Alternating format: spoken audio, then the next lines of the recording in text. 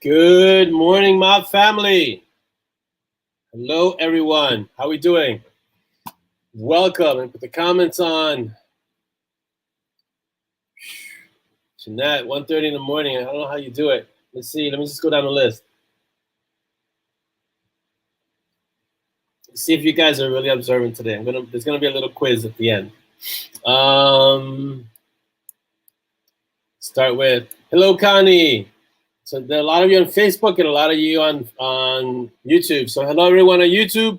Hello, everyone on Facebook. Okay. Hello, Connie. Hello, Rebecca. Chris, it's definitely showtime. It's showtime now. Good morning. Really early morning for you, Jeanette. Good morning. Hello, Mary Dot. Hello, Heather. Good morning, Mary Meat. Is that a person? Oh, I think this is saying Mary Meat. Good morning, Facebook user. Who's that Facebook user? This one right here. Below Heather and above Jeanette. When you get a chance. Jim Hickey. Oh, good morning, Jim, Mary Meat, and Mary Met, of course. Let's see who else we got. Another Facebook user is over here. Who's that? Under Connie and Chris. In between Chris. Let's see. 1:30 in the morning is rough, Jeanette. But thank you for being here. All right, those of you who are Facebook users, you may want to go to StreamYard. Here's the link. Thank you, Chris. To allow the name so I know who you are. If not, I'm just going to call you Facebook user 1, Facebook user 2, Facebook user 3, and eventually I'm going to forget the numbers and it's going to be out of order. So just say your name when you type in whatever you type in your comment. Good morning, Paige. Let's see. Yeah, I've heard, Jeanette, your last few months have been really rough. So it's a good thing you can make it. So it's good to have you here. Good morning, Sarah. Welcome. Did you type something in? Is that Stacy who said good morning, Dolly? That's, yeah, hi, Dolly. Oh, Stacy. Hello, Stacy. Welcome. Well, there's always something weird happening online with the tools and things like that. So the good thing is that we're here, we're hanging out. So we're here. How's everyone doing?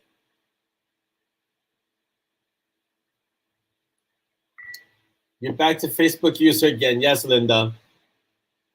I don't know why StreamYard does this. I thought that they did it once you got the approval that you always were approved, but it seems like you have to keep going back and, I'm going to have to contact StreamYard and ask them about that. So let's see what's going on. But yes, Linda, you are back to Facebook user. So let me just start the shout outs. So shout out to everyone on YouTube. Hello. Shout out to all you Facebook awesome people. Hello. If you're on YouTube, make sure that you hit the subscribe button, hit the notification bell, and share, subscribe, and like the page. We're on YouTube at Bitten Peaches Publishing, or Storyteller episodes, but definitely at Bitten Peaches Publishing.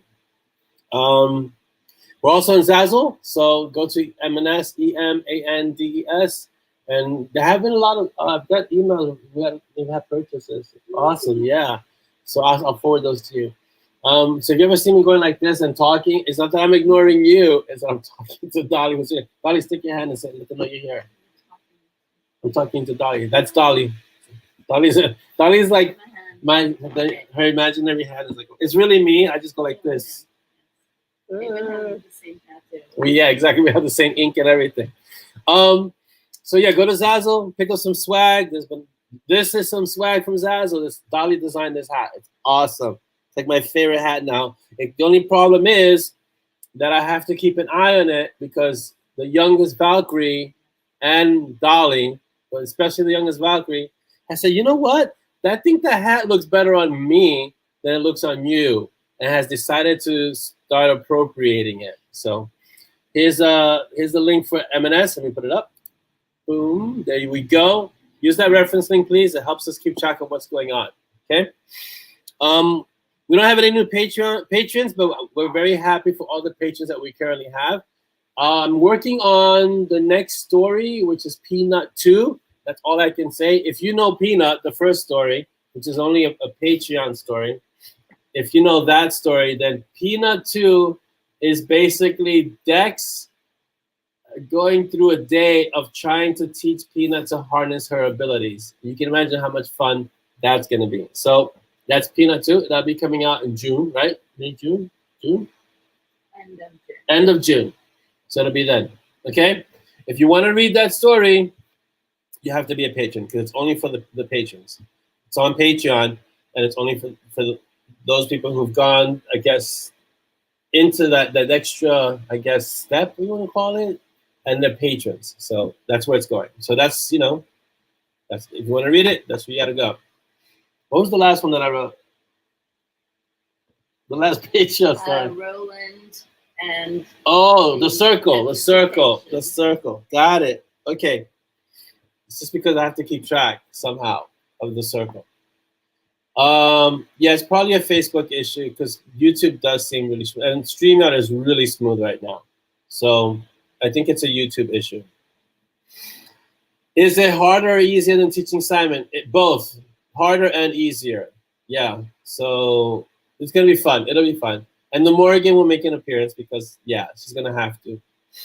So go to M&S, get your swag.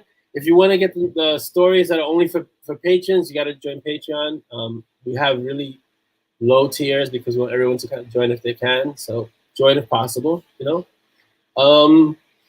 It's not an obligation, but if you want to get those stories, you do have to be a member. That's it. The newsletter will resume in May. I have a few things I want to announce, and I think we're shifting over from newsletter providers. So there's a lot of kind of things happening there. So, but I'm going to send out a newsletter definitely in May because a lot of things kind of in the works that I want to share with everyone. We're on BookBub, so go to BookBub and follow me. And, if you like the book, you can just say, I really like the book, or you can leave a longer review. I think you can take your review if you left it on Amazon and move it to BookBub so you don't have to rewrite it. I think that's possible.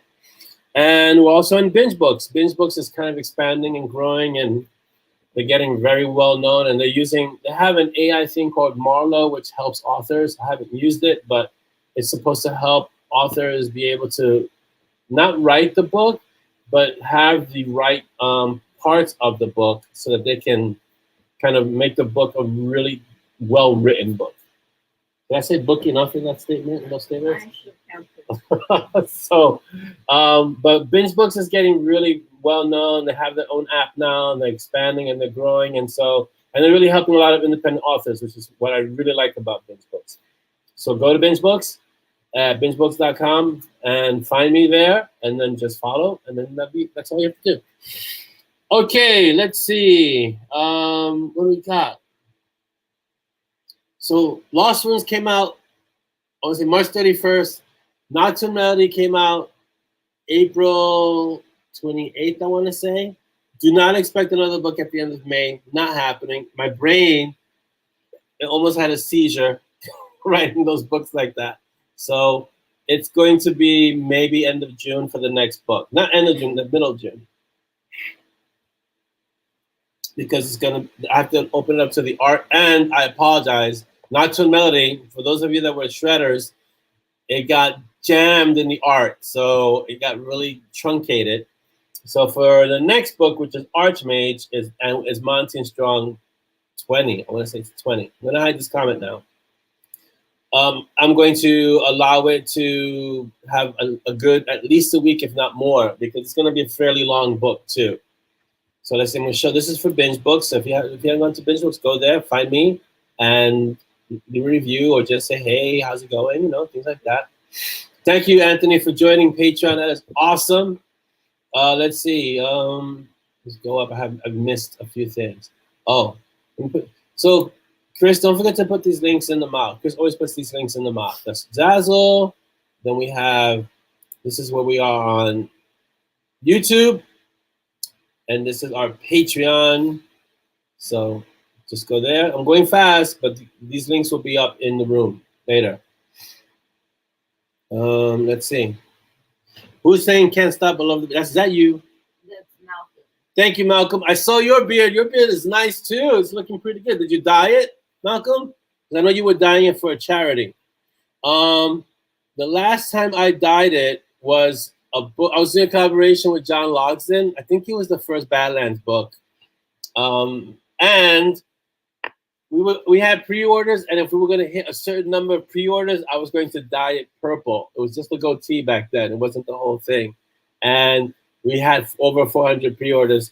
So I had to dye it purple. And I did. I think there's photographic proof of me having a purple beard. Yeah.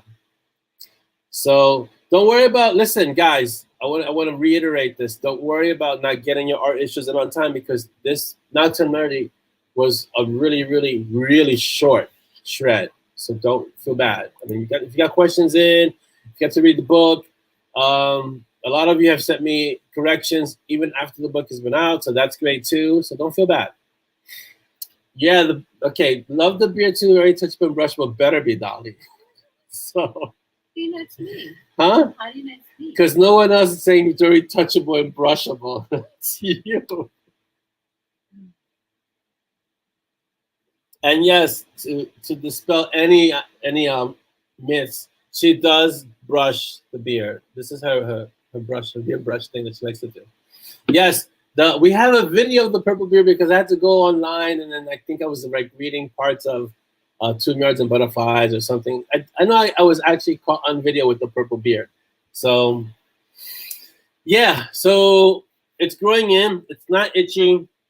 Let's see what I let the barber kind of do the lines, but that's it. No trimming, no nothing. It's growing in well. It's about 3 months worth of growth. I did trim the goatee because it was longer than the beard because I had grown out the goatee first. So we trimmed the goatee a bit just to kind of, so everything grows in at the same time. But that's all I really done to it. And letting it grow in. As long as Dolly likes it, we're good, right? Right, baby? She likes it. So let me just keep it so it doesn't get unruly. All right, so your thoughts on Lost Runes and Nocturne Melody.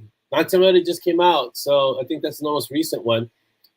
And according to what Dolly tells me, I think I pulled the sepia with that one. The book prior to Nocturne Melody, Shadowstruck, was 4 years ago. My God. So it's been overdue. But I think the good thing about it, it's like I was telling Dolly, even though the last Night Warden book was 4 years ago, Gray has been making cameos all over the place, right? Like he was in the Rule of the Council. He was recently in Mountain Strong. I think it was Broken Magic he was in. It always seems like I'm asking Dolly. I'm not really asking her some of these things. These are just rhetorical questions. So don't feel like you have to look it up. But Gray was in a recent Mountain Strong. I want to say Broken Magic, but it could have been Blood Lessons. I think it was Blood Lessons at the end. I don't know.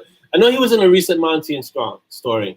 So Gray, unlike Sepia, Gray has been, like present in the world of Mountain Strong.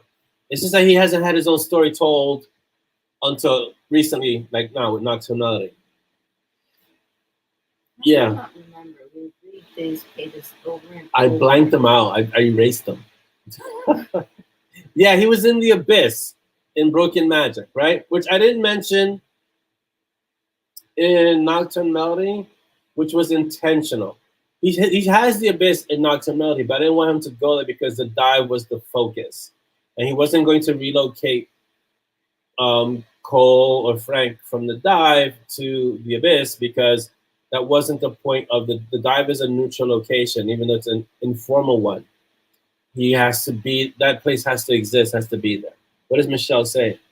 Michelle, that's Chris. I was gonna say Michelle couldn't grow a beard, so that's gonna be kind of tough. Yeah, I chose to grow the beard this year, right? It was this year, January. It's the first time I grew it out like this. Yeah. Yeah, the Gray stories, when I write the Gray stories, who's saying they have more of a noir vibe? Who's that? Jim, Hey, Jim, how are you? When I write the Gray stories, as crazy as this sounds, it very much, I have the spirit of Humphrey Bogart is in the room. And so a lot of times when Gray is speaking, it's not that I hear his voice as Humphrey's, but it's more like I hear it's a Dashiell Hammett type of writing, of clipped conversations. The one that I really like, that remember we were talking about, that I'm just handing him enough rope. Yeah, so there's like the things that Gray says is very noir. So he says things like, I'm just handing him enough rope, it's up to him if it's a lifeline or a noose. That's very noir. Things like that. So that's totally Gray. That's totally Gray saying things like that throughout the whole like Night Warden, like I'm not old by accident, I'm old because I fight dirty, kind of things like that. So it's like stuff like that, Going Gray at 19 is rough, man. Wow. And even in high school, yeah, that's rough. So was Nationality before or after the appearance in Monty and Strong? Which appearance? Because he's been in Monty and Strong a few times. It's Nationality is kind of concurrent with what happened around, because the Abyss exists, so it's kind of concurrent. It doesn't happen too far away from what happened in Monty and Strong. Even though there's a gap in the writing of the books, there's not a gap in the time frame of what's happening in the stories. So yeah. But he doesn't act like the Monty did the runes for him. Where? In which one? It's very timey-wimey. And with timey-wimey, it's always wibbly-wobbly Doctor Who stuff. Yeah, but Monty did the runes for him in the Abyss. Monty does the runes in the Abyss. Monty does the runes. He didn't do all the runes for the dive because the dive is a whole different kind of situation, but he did the runes for Randy Rump as well. So yeah. The big, who's this? Who's asking this? The big appearance. Oh, okay. The big appearance when Gray helped him a lot and was like a fourth member of the group. I don't know. I have to check. But the runes that are in the Abyss and the runes that are in the Randy Rump are Monty's runes. Monty did that. The runes that are in the dive, I haven't divulged who did those runes yet. And Sunachan, what about Sunachan? Sunachan is always in. Sunachan is in every. If it's a Monty and Strong World book, Sunachan is there. That's why he's in.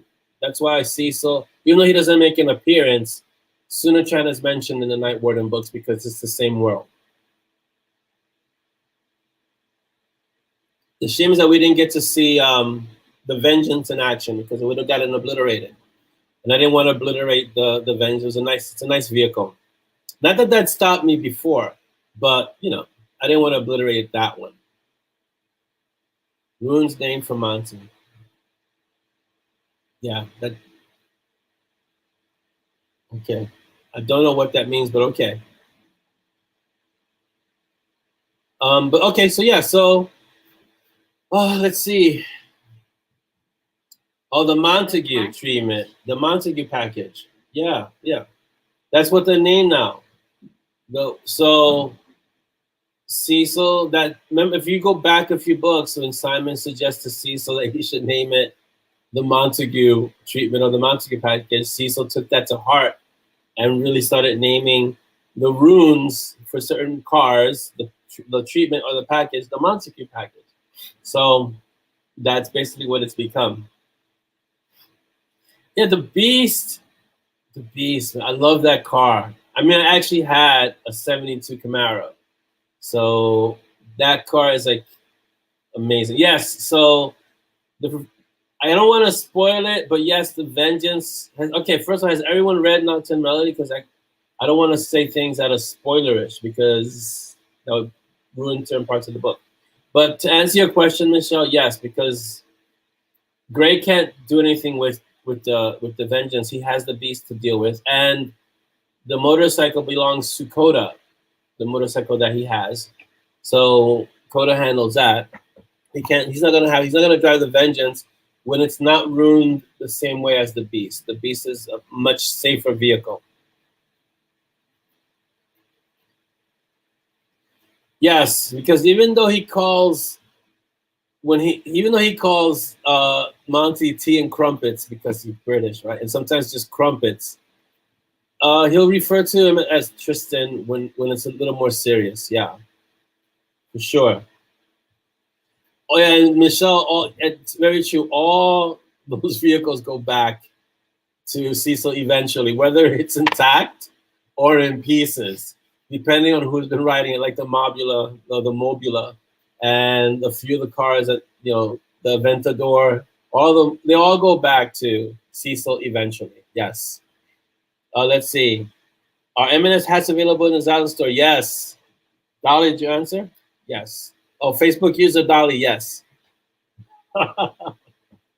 So yeah, this hat is a custom-made hat for me because I requested it, and Dolly sat down and said, "Boom, here you go."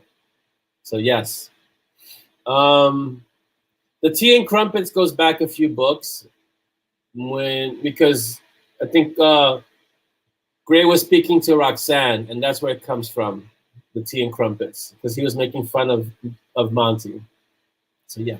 So has anyone not read Nocturnity yet? Is Nocturnity before or after Broken Magic? It's kind of around the same time. Let's not get into the timeline thing because that's gonna just hurt everyone's brains. Does anyone have any questions about it?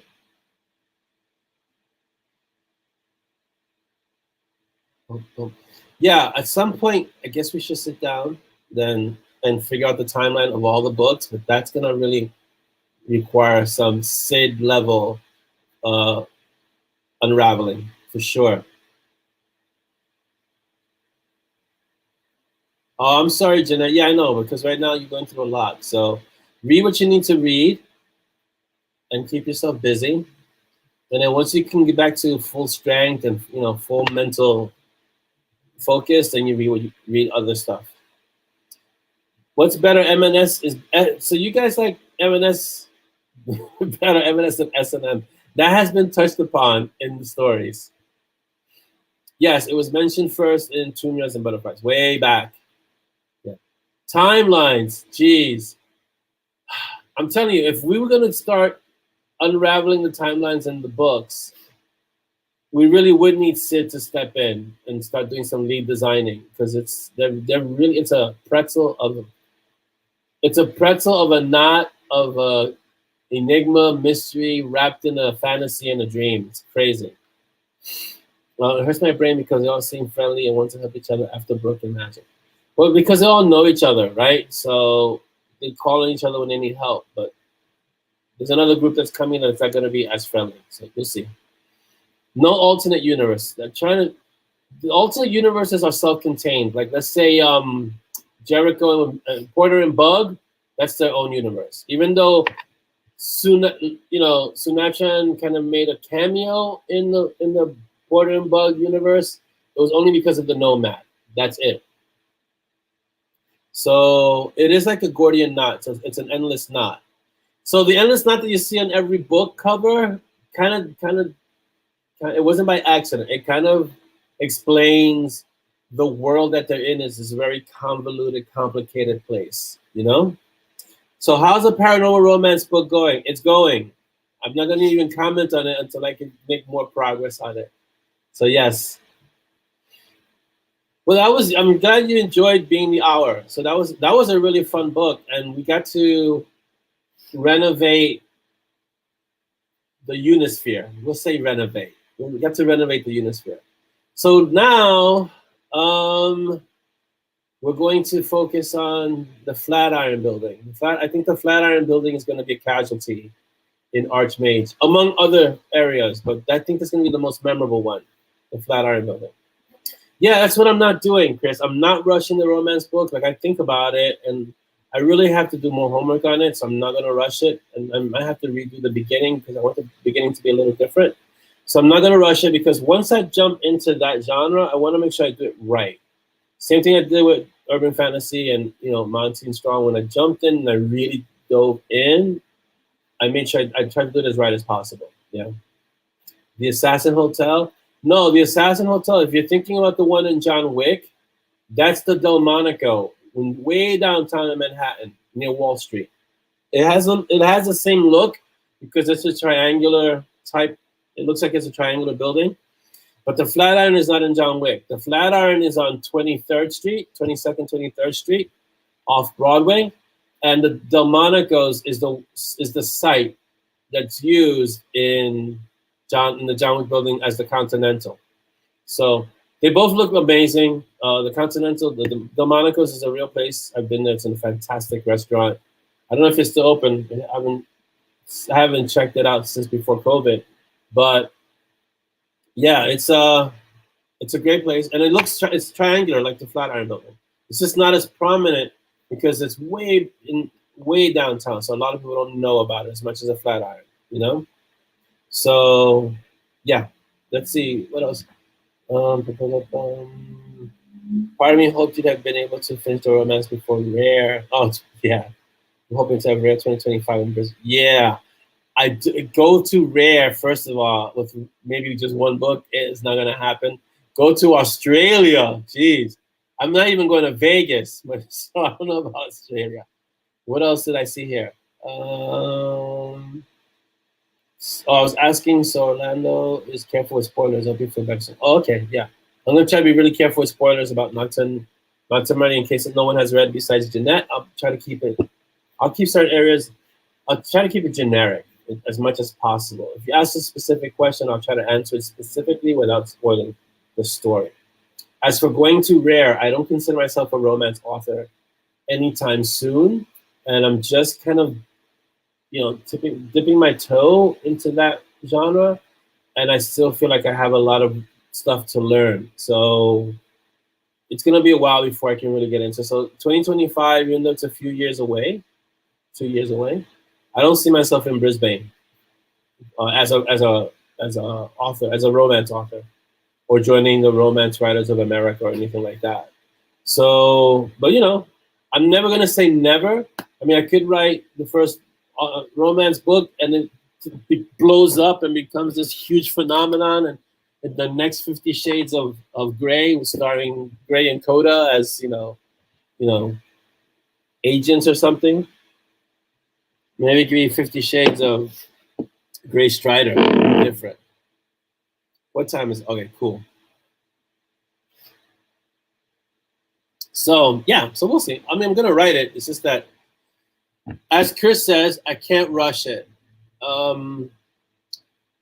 Not because I feel like I can't write it, but because I want to do it well. Now, I didn't say I want to do it perfectly, but I want to do it well. And so doing it well means really learning the tropes, learning how to write the scenes that I cringe at without cringing, the face that I make that Dolly looks at and goes, yeah, keep writing that, go ahead. I'm like, ugh. And so she looked at his eyes, the eyes that she could get lost in, the eyes that enveloped her soul, things like that. Let's do what Anthony's suggesting, 50 Shades of Meat starring Peaches the Hellhound. That's even better. You have to make a ball gown for Babe, which is a ball gown and book event. That sounds fun. No, Renee, there's no romance. We're talking about the romance book that I'm writing that I haven't written yet, that I kind of put on hold because I was doing Lost Runes and Nocturne Melody. And it's still kind of on hold as I get more comfortable writing romance, or the idea of romance. So we'll get there. Oh, yeah, I've seen all these memes about men writing romance. I haven't read romance that bad because most of the romance that I've read has been written by women. I haven't read any romance written by men, and maybe I should. Maybe it'll broaden my experience into what romance by men sounds like. A lot of the men that I know that have written romance have done so under pen names that sound like women. So there's that too. I'm not going to do that. If I'm going to write it, I'll write it under my own name because it's just less of a hassle. But I'll write it as a male writer, and it'll go where it goes. Who's saying I've decided to no longer do UF only P&IU? Heck no. No. So I don't know. Listen, I will write it. That much I promise you. But it's gonna be urban fantasy with light romance, not romance with light urban fantasy, because I don't think I can ever make that transition to romance. I can say urban fantasy, heavy on the urban fantasy, light on the romance. We'll see. Still trying to envision which historic hotel to blow up in a mistaken white knight gesture.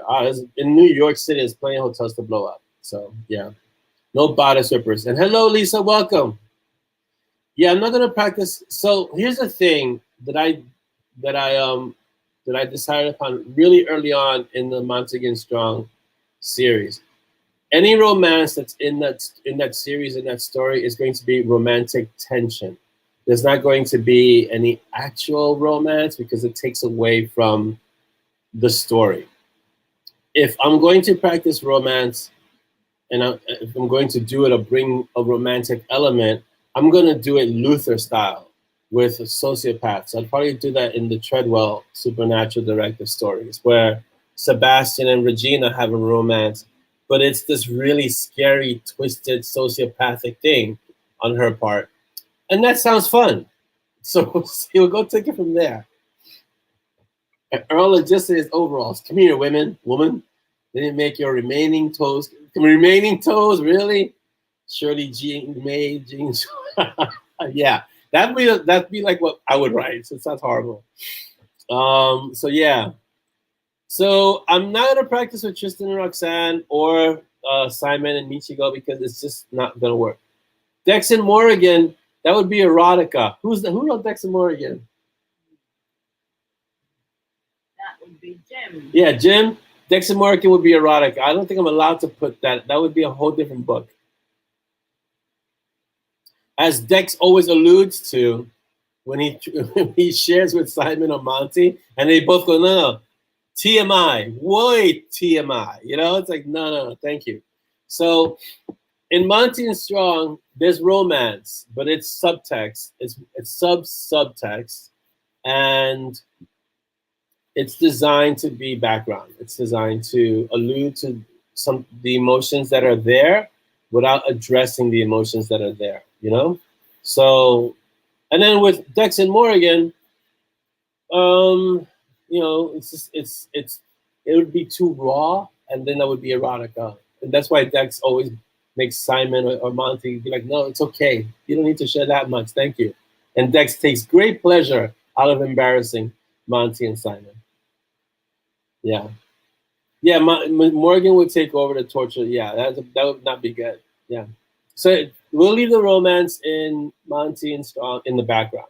And when I do bring actual romance that's not in the romantic book, it'll be of a... If you ever seen Luther, Luther, the character Luther with Idris Elba, the show, and his interactions with Alice, or Sherlock Holmes and his interactions with Irene Adler, or Rip in Yellowstone and his interactions with Beth. Those kind of relationships are the ones that are really interesting because the women are, and as it was mentioned in the MoB, the women are really strong. They don't need to be rescued. They're powerful in their own right, but they still want to be with that person, with that guy. So it works on that level. And what makes it interesting is that the men in those situations can be disarmed by that particular woman, not by every woman, but by that particular woman, which makes it really interesting because she knows it, and he knows it, and he knows that she knows, and she knows that he knows. So there's this great push and pull tension there. So that works. And then in Sebastian's case, Regina's a sociopath. In Rib's case, Beth is unstable. And in Sherlock's case, Irene's basically a criminal. And so these elements really work well to create situations where the emotions are contrary to the actions. And so there's this constant tension there. And that works really well. TK and LD, yeah, but TK and LD, because they're based on actual people, I don't mess with the romantic element, but you can see that it's there. It's the same thing as all the other relationships in Monty and Strong, where in the words, in the actions, you can tell that they care about each other, right? So, and I'm really sensitive about depicting TK and LD because they're based on real people.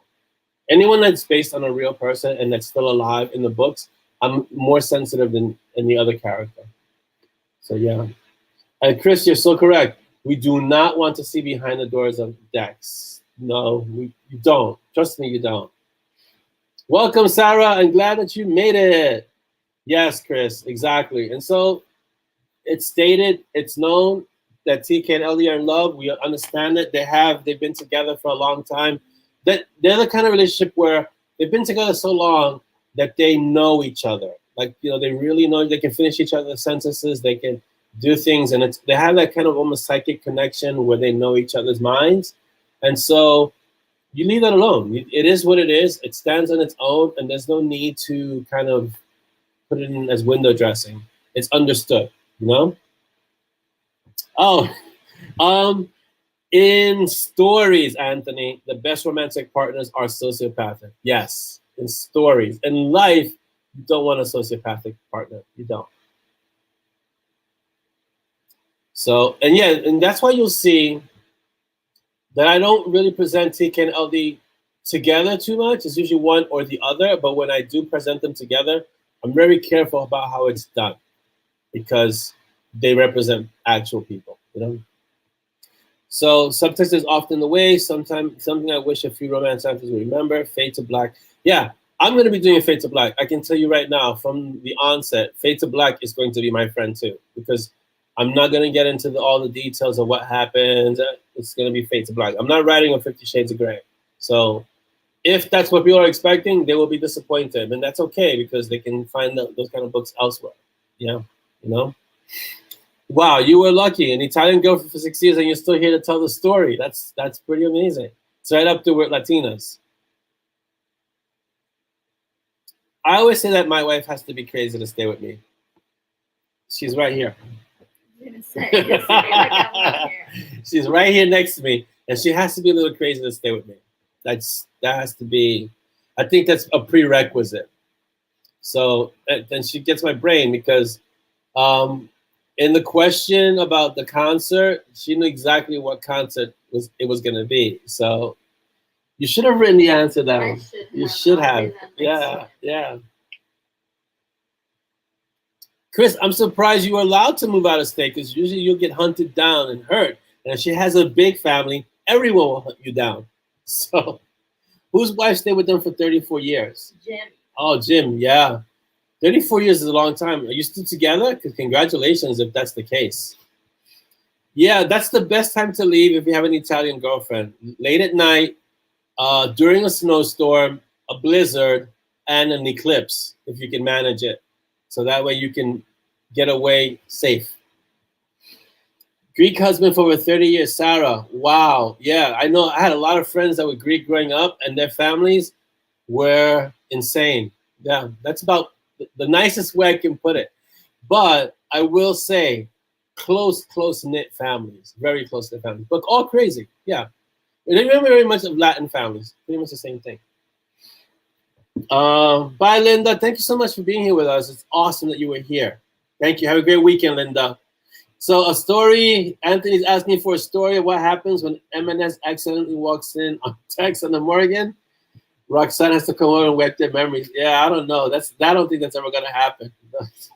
Because one, as explicit as Dex is, and he can be very explicit, he just hasn't done it in the books. But as explicit as he can be, he does, I want to say, cherish the Morgan. And so even though she's as crazy, she's as crazy as he is, if not crazier, and they wouldn't mind. But I think Dex wouldn't let something like that happen because on a very deep and profound level, he respects the Morgan. So that wouldn't happen. Let's see. Are there any families who are not crazy? Not that I know of. Most of the families I know have some kind of quirk, some craziness. Yeah. Lady says 42 years. Wow, you guys, that's really impressive. 42 years, my Viking husband puts up with my crazy. He's strong. Yeah. I think after like 10 years, if you're gonna stay together, you got to be able to deal with the crazy. You got to be able to accept it, unconditionally. Know that you're just as crazy as the person that you're with, and that you have to make your crazies mesh to make it work. So it can't just be one person. It has to be both people working together because the crazies there. It's just that you have to be able to be big enough to acknowledge that you're not perfect and that person's not perfect, and the imperfections together work to make a great relationship. But it's not easy. It's always work, you know. Yeah, Jess, 34 years. You guys, yeah. Chris, that's 27 years is a long time. It's a lifetime for, it's a lifetime, 27 years. If you make it past 7 years, you have a good chance of making it last. This is true. Yeah. 7 to 10 years is usually when things can implode. So you want to be able to make it past that. Marriage is a partnership and marriage is work. I can tell you that firsthand. Dolly's right here, so I'm not going to say anything that I wouldn't say in front of her. Marriage is work. I make her work sometimes. She makes me work sometimes, but it is definitely a partnership. It's like, the way I can describe it is that you want what we call here in New York a ride or die partner.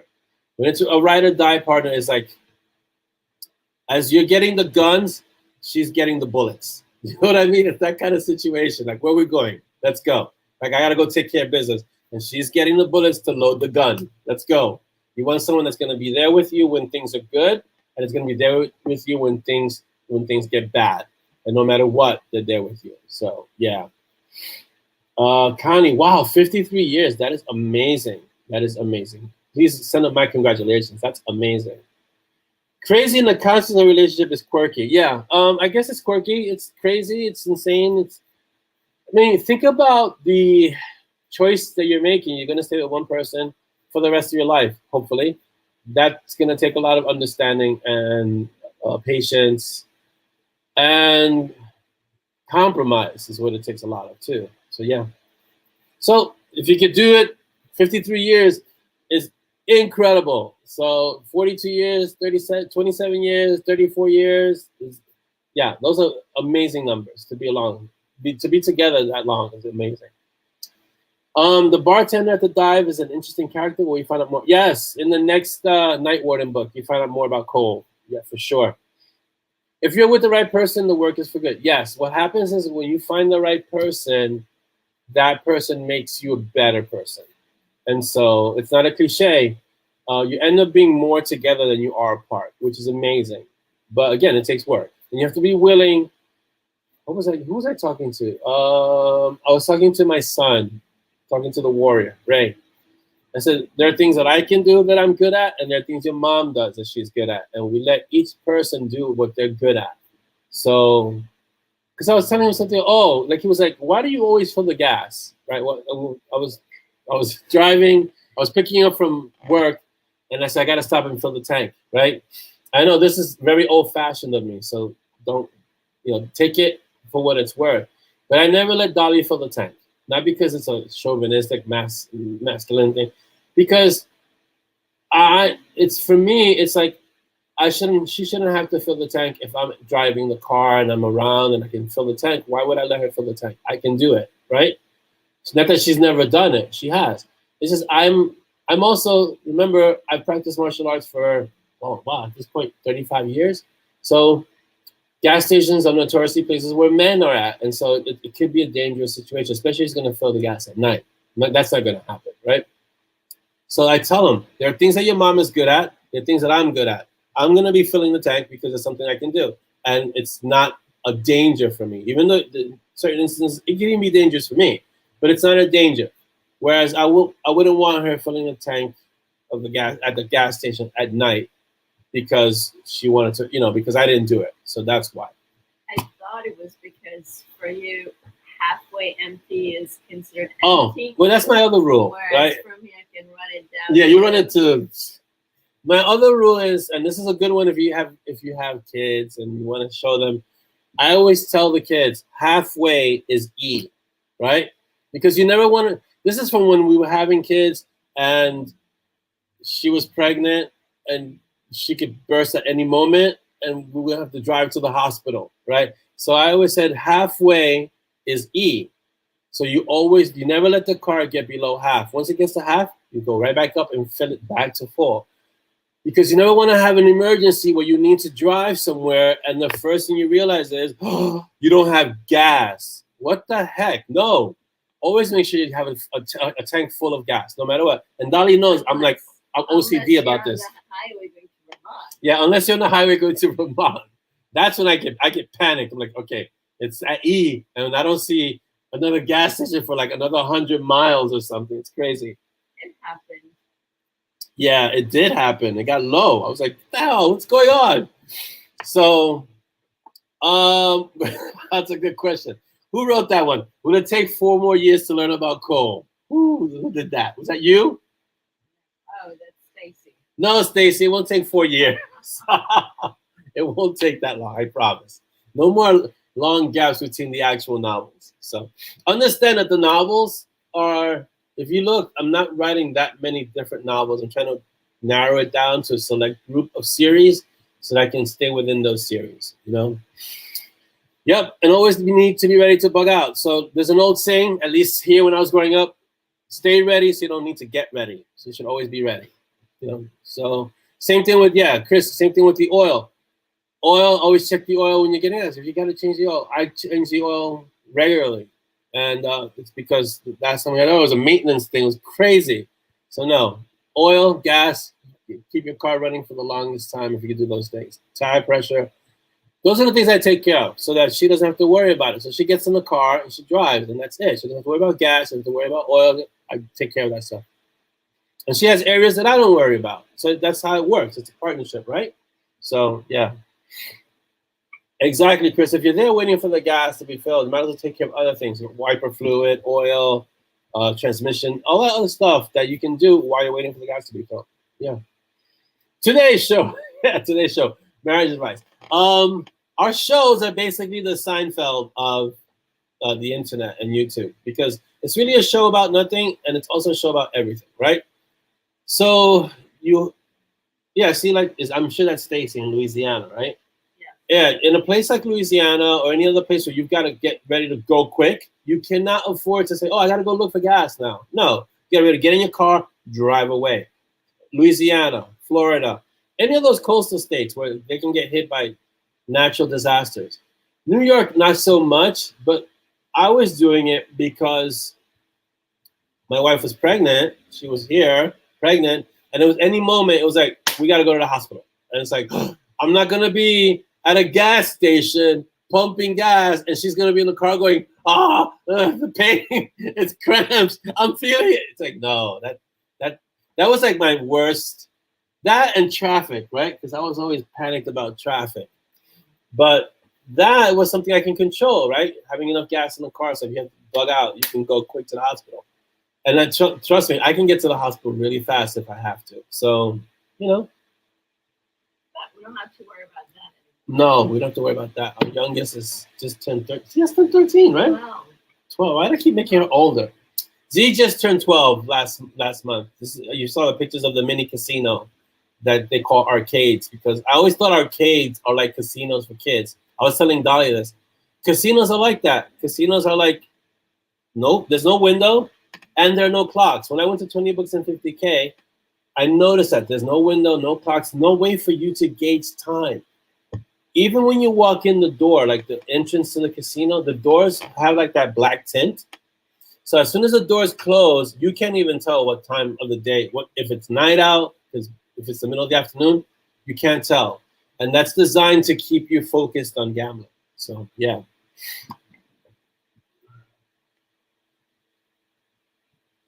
So in the Midwest, winter kits are always a good gift for either gender. Yes, that's really good. Yeah. You have to check your oh, she's married too. Dude, you gotta check the damn oil. This is true. You have to check the. I was told this by a mechanic, I think with my first car. The oil is the blood of a car. You gotta make sure the oil is replaced regularly. It's what keeps your car running well, you know? So Jeanette's saying we had to do one of the early compatibility tests for marriage, and our pastor said if it wasn't for the fact he knew we were in different rooms, he could have sworn we cheated. Yeah, Dolly knows me, I think, that well. We should do that, see how it comes out. I think that would be funny. Let's see. Yeah, you should have to check someone else as well. Tell your daughter's husband, your son-in-law, he's got to get on the ball. Why am I named Exxon? Well, that's where you were born. Yeah, see, my nightmare scenario was driving on the highway with a pregnant woman about to give birth, and running out of gas. That kept me up at night. So I was like, nah, never gonna happen. And now I'm just used to when the car gets to E, for me, which is halfway, I fill it up again. Yeah.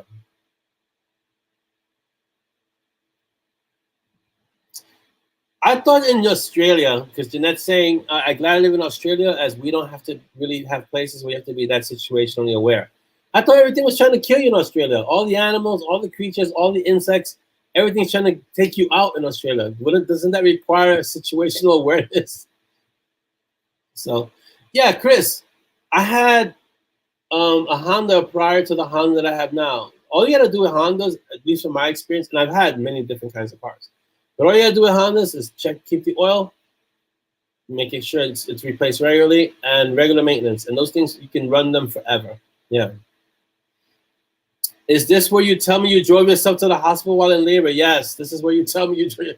That is crazy because I've heard stories like that where women drive themselves to the hospital in labor. That's a really amazing experience because once those contractions hit, all you want to do is bear down. There should be no driving. So how you manage it is incredible. Yeah. I took mechanic shop in high school. I don't work on the cars though. I never had an Odyssey. I've had a Pilot. I had the Pilot. I don't know which one was. 2009 was the first one, then? 2007 was the first one. And 2019 is the most recent one. Both of them have been really good with that. Connie, you got to go. Bye. Take care. Have a great, great weekend, Connie. All right, let's get to the questions. Oh, my God. See, if I don't pay attention, I got to have an alarm for the question. Hold on a second, guys. Let me get to the questions because I have them out. Okay. Question time. So first, I'm going to preface this by saying thank you. I cannot see the screen, so I can't see the screen while we're talking. So, but I'm going to read the questions. So I want to preface this by saying thank you for all the questions. You guys are amazing. Special shout out to Audrey, who can't be on the show today, but she left a question, so we're going to get to her questions later. All right, Stacy Stein asked the first question. Boom. Let's see. Dark mages are allegedly evil in the M&S universe. We have been told that one reason for this is that the dark mage continues on a path to gain power at all costs. This is true. Gray is a dark mage. He protects people. He sacrifices for others.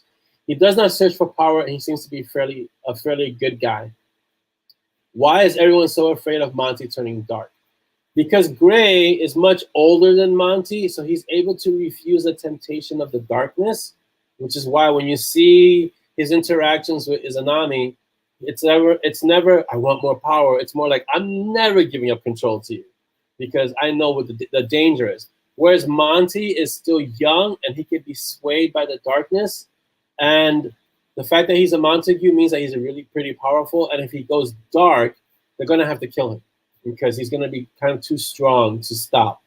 So that's why they don't want Monty to even go near darkness because he's too young to handle the darkness well. So whereas Gray has surpassed and that time of his life where the darkness would be an allure. And so he's like, I don't need the darkness. I just need to get through today.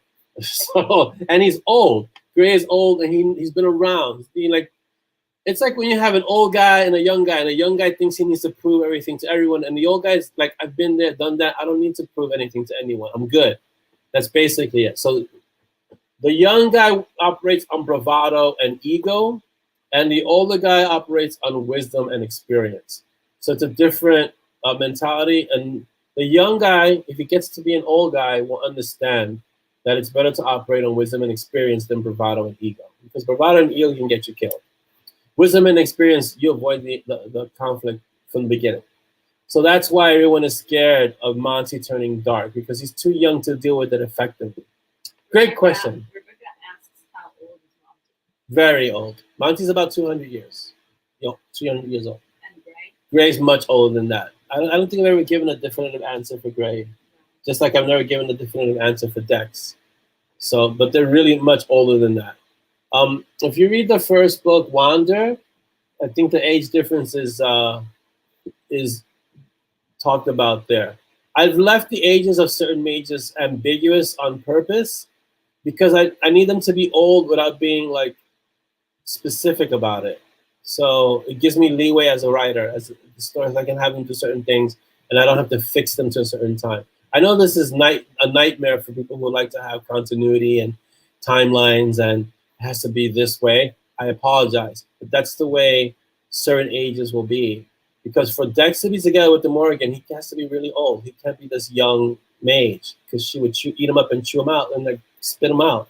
So he's an older mage with a lot of experience. Also, he's scarier than most of the 10 combined. So that should tell you something. And he's also the harbinger of death. So he's been around for a very, very, very long time. And you'll see more of that in the next book, Archmage, because he can't help Monty and Strong in this next phase of what they're doing. And they're going to find out why.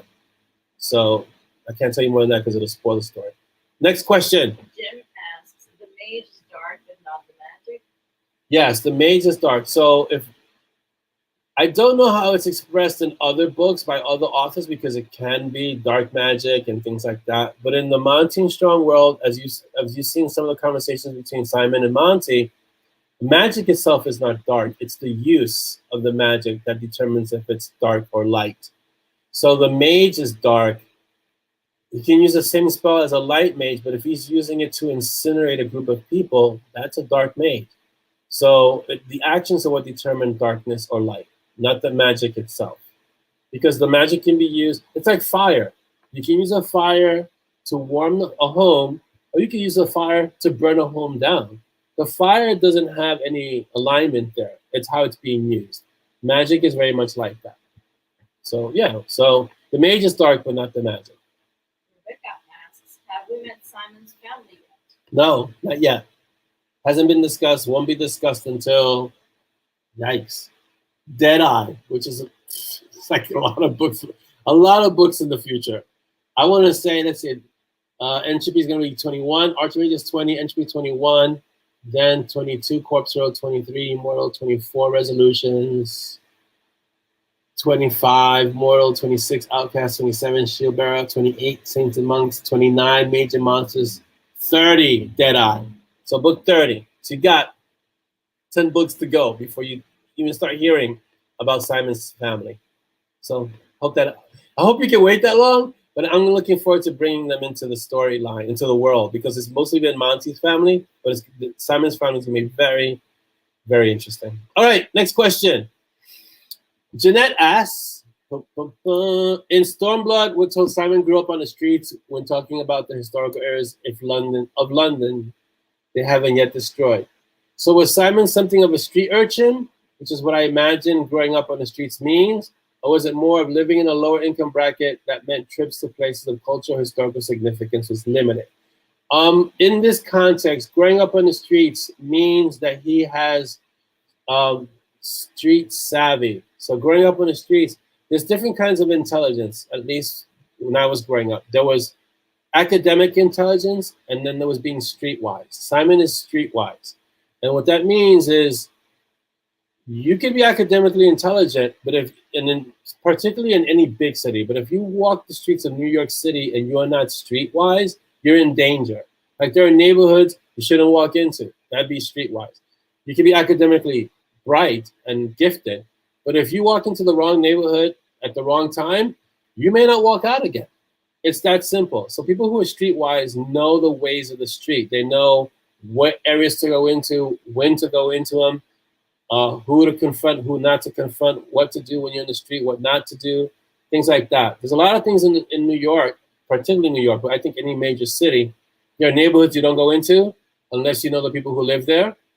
That's just, it's not a myth or a cliche. That's just facts. There are parts of New York that even I wouldn't go into at certain parts of the night, even with my size, because I would be outnumbered. And then the first question would be, what are you doing here? And, I experienced that a lot growing up in New York City. Why are you here? What are you doing here? And you have to know people. I know such and such. I know Richie over here. Oh, okay. You can. And it was basically, if I didn't know the right people, I was going to get my behind beat and then kicked out of the neighborhood. There was a park near me on 85th Street that I played handball at. And it was one type of neighborhood. And we'd go there to play knowing that by the time the sun set, if you didn't leave the handball courts by that time, the older kids of the neighborhood would come out and beat you silly. You'd have to fight your way out of the neighborhood. So you're streetwise, you know, sun's going down. It's time for me to wrap up. This is the last game. We got to go because I don't want to have to fight to get back to my neighborhood. That's just the way it was growing up. So that's what it means that he was a street urchin that way. Chris has a question. Yes. He would like to know how you come up with your titles. Wow. Okay, that's a tough one. I buy them at the title store. So far in advance. Because I know the story so far in advance. So it's only Monty and Strong that I know like that. I do have other series that I've worked far into the future, but Monty and Strong goes up to like book 40 or something. I don't know what's gonna happen after book 40, but I'm pretty sure they'll continue. Or I have Z continue it if she becomes a writer, or Rain. So, but I know the titles come to me as I think about the story and what drives the story. And the stories, they each connect, but they each stand alone. So, except for these 3 books, which is Lost Runes, Archmage, and Entropy, most of the stories are standalone, but they have connecting events, so that you can go from story to story, realizing, oh yeah, this happened in the other book, and now we're picking up that thread in this book, things like that. But that far in advance is because I've already thought out the series, and so that's why I know. And so when you see me look up, they're all on a wall. I mean, I'm not going to remember them all by heart. They're on a wall, and I can see them. And I'll put it to you like this. DDD loves me because all those books that I told you, that I mentioned, I already have covers for them. All of them. And Dolly goes, you think it's possible that this month we don't have to get any covers? Because I have covers going, I'm years ahead. And I think that's a little bit of my own paranoia from the Spiritual Warriors, because the first cover artist that I worked with, he jerked me around for like months and months. And then when he finally submitted a cover, it looked horrible. And I was really, think about it. I'm a beginning writer. I was a beginning author. And I really thought this person knew what they were doing. And then when they gave me a cover, I was like, this isn't what I wanted. This doesn't look anything like what I discussed with you or, imagined with you. This is horrible. And so now I'm with really, really good cover designers like the Range Doctor Design and Jean Malika. I get my covers early because I never want to have to wait on a cover designer for my books to be released. So now I can release my book. I know I have a cover. I know I have everything I need. I can just release it without having to wait to get a cover. Okay. So does that mean you have the outlines for the books until 40? Yeah. Oh, yeah. If I have a cover for it, it's already been outlined. In order for me to get a cover from the Range Doctor Design, Chris knows this, you have to submit a brief of the story, a synopsis. And with the synopsis, I can write the entire story. At least my brain can. Okay. Yeah, so like what Chris says, latchkey kid, you learn how to survive without getting your behind kicked, your ass kicked. You hustle to make pocket money because maybe money was tight.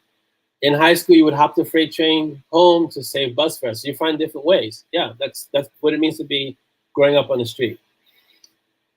It has different contexts in different areas, but it's basically the same sentiment of you become streetwise. You start learning the ways of the place where you're at, and you know what to do, when to do it, and how to survive. It's basically survival. That's basically it.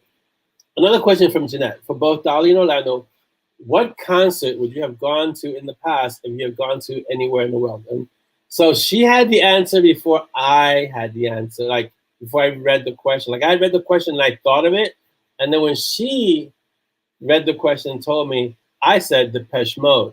And she said, that's exactly what I was going to say. And I don't doubt it because we do share brain. So yes, I would go to, and I know they're still around. They had a concert recently.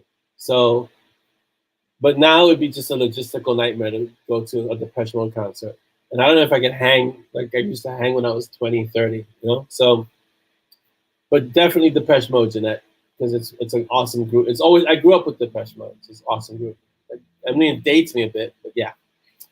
So that's the answer to that one. So Audrey even though she's not here, Audrey has questions for us. So Audrey asks, if you could own a prop from a movie or TV show, what would it be and why? Jeez. Because it has so much meaning to me as a child, I think I would own the original Batmobile. I know it's up for sale every so often. I think there are only two that have been made, and they're crazy expensive. And maintaining it, I mean, I couldn't drive it. It would be crazy to drive it. But that would be awesome to have, like the original Batmobile. Because I grew up watching that show, so definitely that. Or the tumbler from the movie. That would be awesome. I would give that to Dolly. She'd never have issues in traffic ever again with the tumbler. Because she could drive over cars with that. So she would be truly fearsome with the tumbler. And it has a rocket. So she needed to go fast. It has a rocket engine. So she could go really fast if she needed to.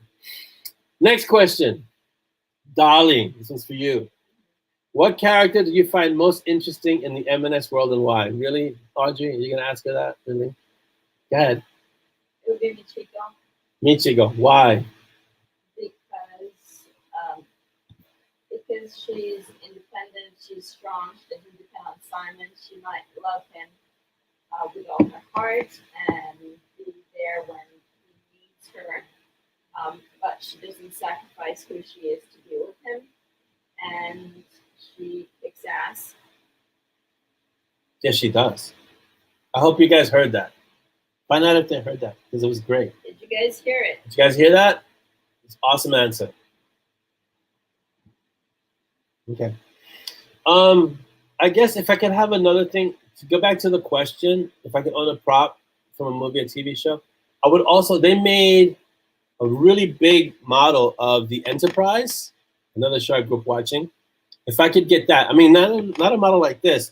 I'm talking like a model, it was enormous for the studio. If I could own that, if I had the space to put that somewhere where it wouldn't be in the way, because it would be like, it's huge, it takes up so much space. It would be the Enterprise. And the first destroyer you see in Star Wars A New Hope, the one that comes in and kind of just keeps going and going and going and going and going. And the first time you see that enormous destroyer take up the screen, you're like, oh, whoa, yes, that. I would want one of those. So a Starship Enterprise and a destroyer and a Batmobile. You can tell I'm going to need a lot of space. Mary Dot said the Enterprise also. Awesome, Mary Dot. Awesome. Okay, next question. Orlando, if you could give only one piece of advice to an aspiring as yet unpublished author, what would that be? Persevere. Write. Just keep writing, keep learning. Learn the craft and persevere. Practice. And then when you think you have practiced enough, practice some more. You have to persevere. You have to get through it. And I would add as an addendum to that, you have to believe in yourself. You have to be your greatest support. Because there are going to be times when it's just you. No one, because in the beginning, no one knows if you can write or not. No one has read any of your work. You have to believe in yourself. So persevere. Write your fingers off, as they say. Write and keep writing and keep learning and keep studying and keep polishing that craft. So you got to persevere through that. And then you got to persevere through the anonymous phase when no one knows who you are. And then you got to keep going through that too. And write and get the word out and keep writing. So yes, persevere. You have to have stick-to-itiveness. Yes? Yes. And you have to be able to be, as Stacy likes to say, sitzfleisch. Gave me that word. You got to get your butt in the chair. That's persevering. There are going to be times when you don't want to. There are going to be times when you think it's pointless. You've got to persevere. You got to go through all of that. Any writer will tell you you've got to stick through the hard times. That's basically, that's what it comes down to. It doesn't come easy to anyone.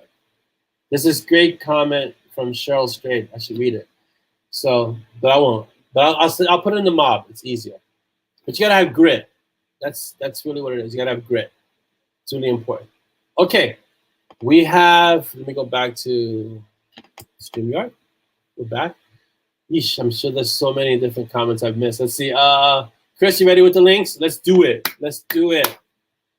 Oh, yeah. TARDIS would be great to have too. So I need a TARDIS too. Full-size TARDIS.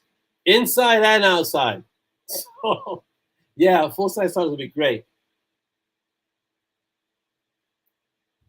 No, Anthony, I'm not in distress. I saw it at the Ziegfeld too. The first time it came out, I was really young. So yes, I don't think the Ziegfeld exists anymore. Who saw it at the Ziegfeld? Who's that?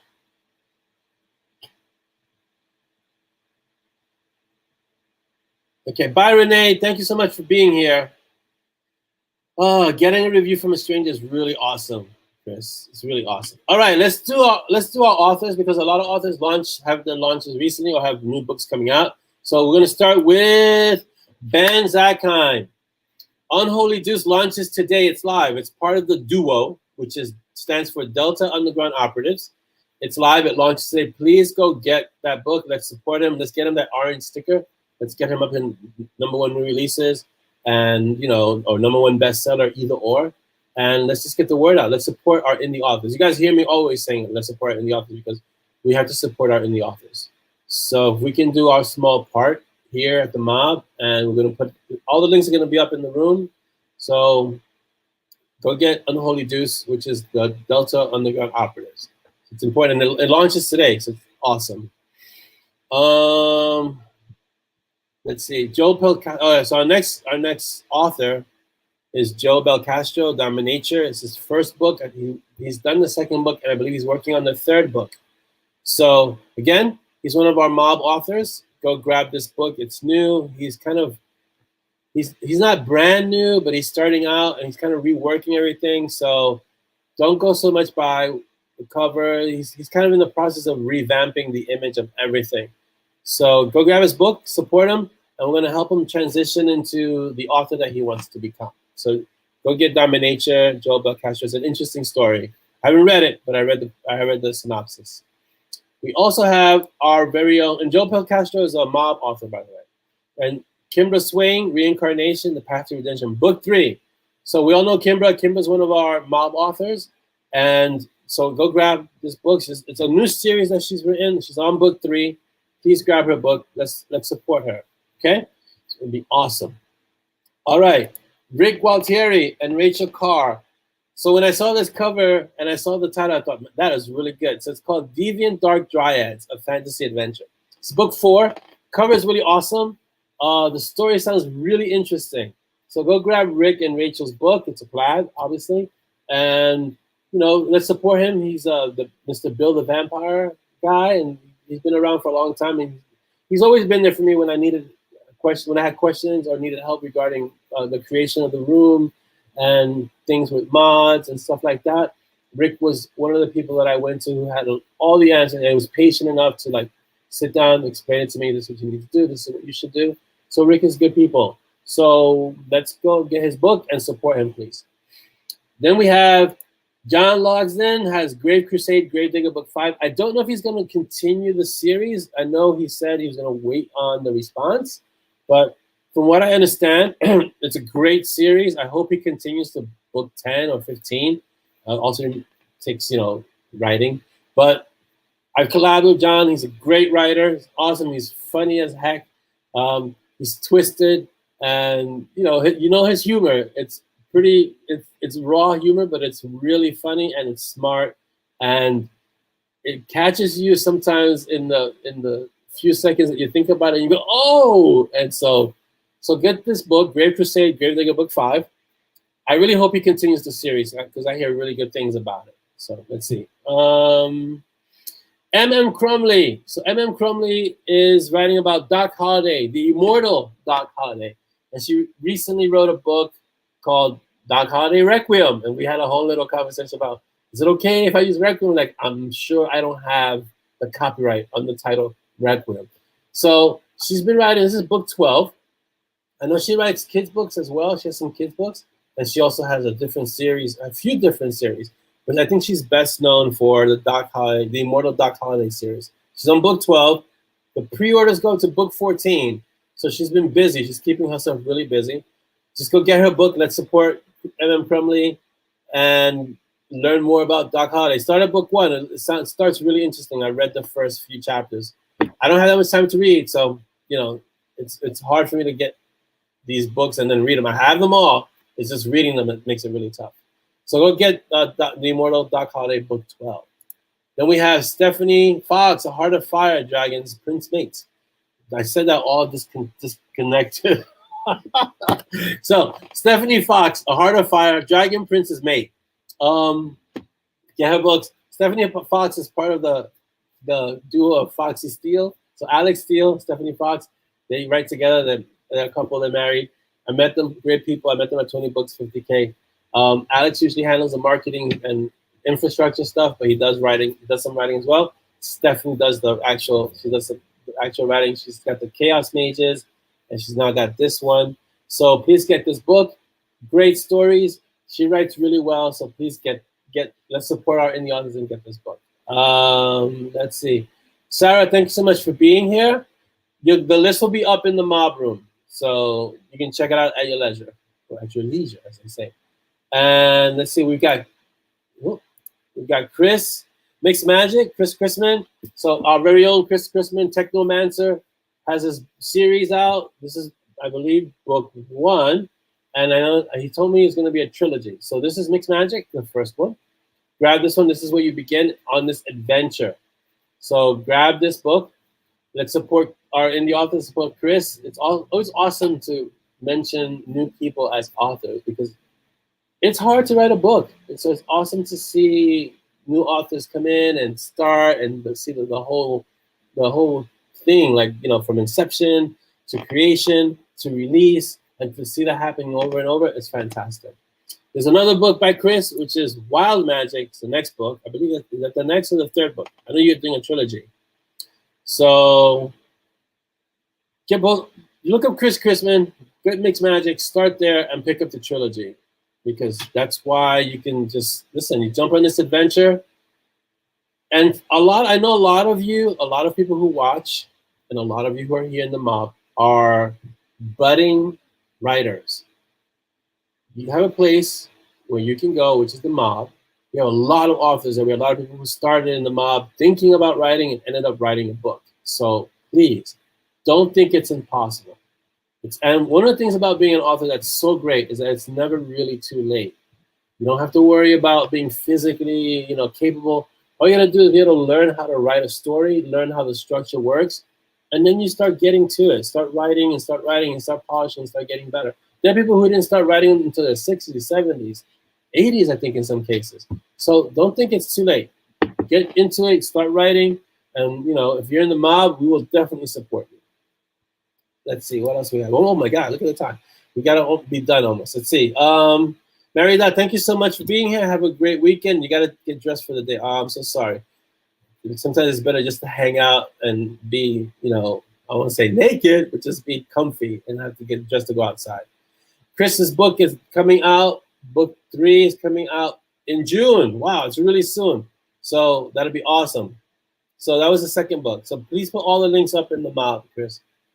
All right, I know someone was asking about a certain genre. I don't know if I can answer that. What was the question? I was thinking about writing an urban science about Native American. You want to be really sensitive about writing when you write about certain cultures, especially like the Native American culture, which is so rich and so deep. And if you're going to write urban fiction about Native American culture, this is what I would suggest. You don't have to do this, but find someone who's Native American who can kind of guide you into what you're going to write and make sure that you get it right. And you got to do a lot of research into the actual culture. Oh, so if you're Native American, who's this that I'm talking to? It's the last, Julian. Oh, Julian. Yeah, so depending on what you want to depict, I would be really thorough about how you show it, build it up properly. I don't think there are many books of urban fantasy about the Native American culture. I know there's a lot, but I don't know if there are many urban fantasy stories. So you can always reimagine. Look, Kevin Hearn touched upon Coyote, which was a Native American. It's a Native American god. So you can do that. You can touch on stories that have to do with the Native American gods, the religion, the mythos that's very prominent in Native American culture. I'm always really careful about touching upon cultures, which is why I'm really careful about when I use Greek culture and the Greek gods and Japanese gods. It's a lot of homework. It's a lot of homework. So you just have to deal. Writing is homework. Writing, if you become an author, you've decided to give yourself homework for the rest of your life. It's that simple. So do the homework, and then do the best to depict the story as well as you can, as authentically as you can. There was another Native American author who wanted to remain anonymous, and he wrote some great books. I'll see if I can find it. It was so long ago, but he wrote only under his pen name, and no one even knew who he was. But he wrote some great books. Now I gotta find the book because that's gonna bother me.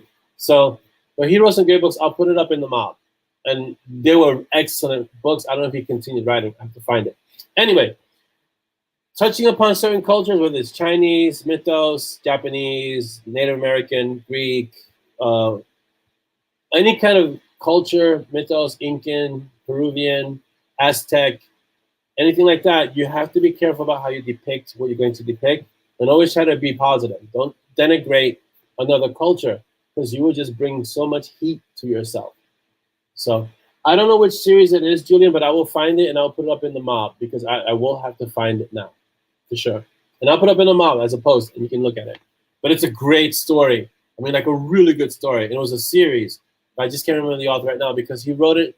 He wrote it to be deliberately anonymous so that no one would know who he was, and just enjoy the story on the merits of the story, not on him. So he wrote it, and I think he just disappeared. I don't know what happened to him. He just wrote it, wrote the stories, and faded out. So it's interesting. It's an interesting way of doing things, but we'll see. Anyway, it's time to go. So these MoB days come by so quick. It's already May 5th. I can't believe it's May 5th. Man, it's amazing. All right, guys, I want to thank you all for being here. Don't forget to go get your swag. I'm like a working advertisement, huh? And I'm sponsored by Zazzle, by M&S. Sponsored by M&S. So get your swag at the M&S store. And I want you guys to be amazing. Enjoy your weekend.